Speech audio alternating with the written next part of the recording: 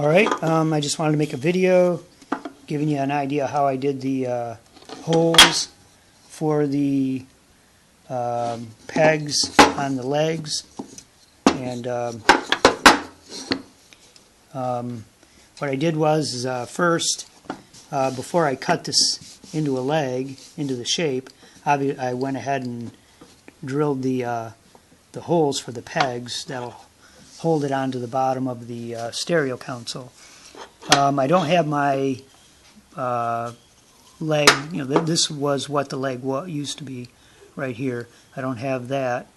I don't have the one where I had pulled out these pegs, and then so there were holes, and then I took the drill press and aligned this on the drill press so that the drill bit would go right into the hole, and I adjusted the depth on the drill bit so it would go into the bottom, so it would drill a hole in a piece of wood right, in the same depth in the same spot. Then I took my block of wood and matched it up in the drill press, and of course before I cut it, which made it easier, and I drilled all the holes in the blocks of wood, the 4 blocks of wood, in the same spot. Then again I went ahead and moved down to the second peg and lined it into the drill press in the vise, got the drill bit to again hit that hole exactly and go down to the right depth, and then I just moved in all my other blocks again, did the second hole and then the third hole. Now let me show you if I can get over here. I've got a mess in here and my light over here is not working today, so let me go right over to the drill press. Now this is the kind of vise that I have. You can get these at Harbor Freight. They're not real precise, but they really are great. For the home fabricator, builder, whatever. Of course, it moves left and right, forward and backward. The table on the drill press actually rotates around, and it moves up and down. So, and this is just a regular floor drill press. Now, you can see here I still have the drill bit in there. So what I would do is put my block of the old leg, and put it in there, and then line it up, adjust the vise and everything, and then line it up. So, and then adjust the drill bit depth.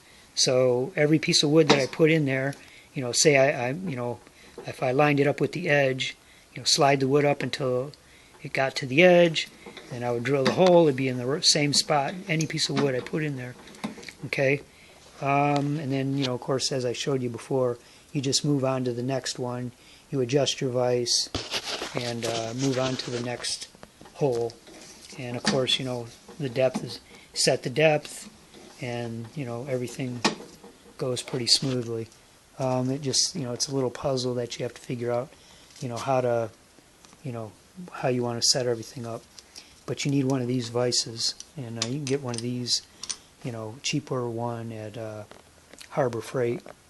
And also I like the floor model drill press. I can move it around anywhere if I have to. And if you're squeezed for space like most everybody else I know, you're probably going to have to move it. You don't have a nice big area, bench or something that you can keep it on. Let's see if I can get back over here. But that was pretty much what I wanted to show you as far as the legs on the stereo console. And as soon as I get my belt, I can go ahead and finish sanding this, and this will be all ready to the next step will be trying to match it up, which will, this isn't real precise, the cuts aren't real precise, but they'll do. This is a area where not very many people are really going to notice all the minor details. Nobody's going to be in there down there measuring everything, but as you can see, it's this was cut on a contractor saw, and it's not really bad. But I have met people who could do stuff like this with a handheld circular saw. I couldn't, but I've seen people build really nice furniture with a circular saw. Anyway, so that's about it. I just wanted to show you, how I got the holes drilled in and to the right depth in the right spot. I didn't have a dowel jig. I know you can get a dowel jig for new wood, but I had the old piece of wood and I just used that as a jig. But the piece of wood again that I had pulled the dowel rods out and drilled a hole all the way through the wood, and that's how I aligned my drill. So after I aligned the drill and the vise, I actually put this on top of the wood that I was going to drill, just as a just to make sure, as a backup. Because if I don't do it twice and have ways of checking it twice, it's easy to make mistakes.